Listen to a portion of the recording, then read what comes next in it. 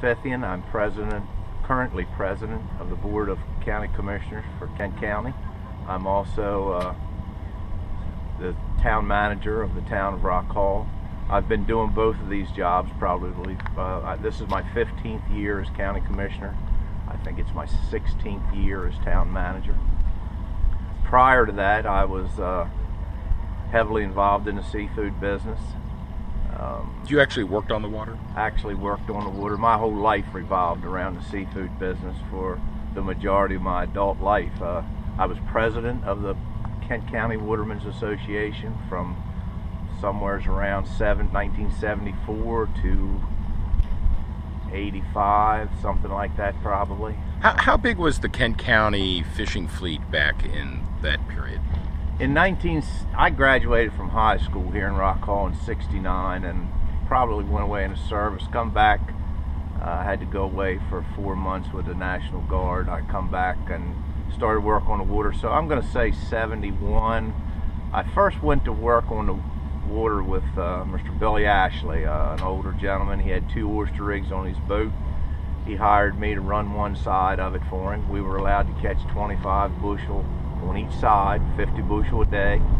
We did that from September the 15th when the season started till I would quit 1st of March and go up the bay and go spring fishing. It might took us a little longer in March to catch them, but we'd catch them every day. So when that year, there was 127 boats of us went out of those jetties right there on a daily basis to go out on Swan Point and harvest 50 bushel of oysters a day. 127 boats of us. Now that was hydraulic, patent tong. Now in your rivers, your tributaries, where they use the old hand tong method, and it's set aside for that.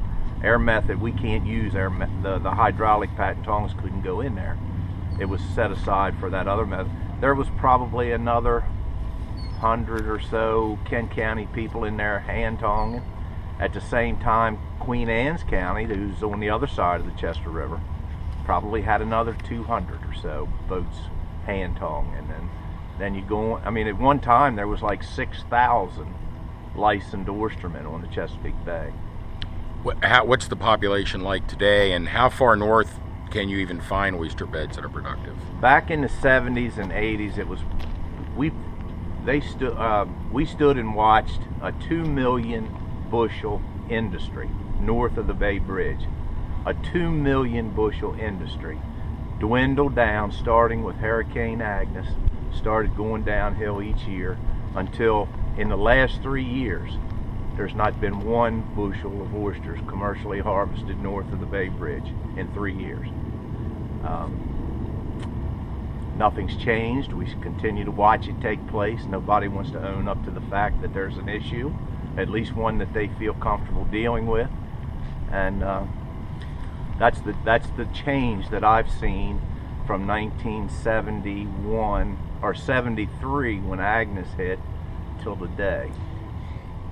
And if you were to rank the identifiable sources of bay pollution, how would you rank the Susquehanna River and the Conowingo Dam? Well, the Susquehanna River is the problem in my opinion, especially with the sediment. And the sediment is what's really destroyed the industry. It destroys the SAVs, your submerged aquatic grasses. Because it discolors the water, keeps the sunlight from penetrating the water and making the grass grow. When I was a kid, you see these day markers out here that show where the channels are. When I was a kid in all these creeks and things, you didn't need those day markers because grass would grow right to the top of the water, solid, out to about 5 or 6 feet in depth. And that's how deep the sunlight could penetrate. Once beyond that, when it got deeper, you wouldn't have any grass, and it was almost like a highway that was laid out from grass would identify these highways and showing you where the deep water is. Now that we have no grass, obviously they have disappeared, and we have to have these buoys. But it's been a dramatic change in 40 years, and there's no signs of anything turning around. Also, no signs of any new methods, any new science, new ideas, nothing. We just continually sit here and watch things deteriorate and don't want to seem to make any advances. Now, the problem, I lost my train of thought.